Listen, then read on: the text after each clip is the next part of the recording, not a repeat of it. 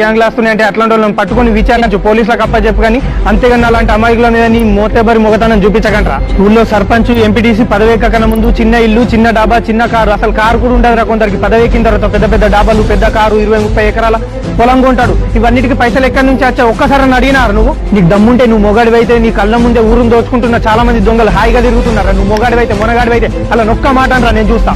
Next 26 జనవరి రోజున స్కూల్లో పిల్లలకి 4 మంచి మాటలు కూడా చెప్పాలని చేతగాని దద్దమల్లి ఊరికి నాయకులను చేస్తున్నాం.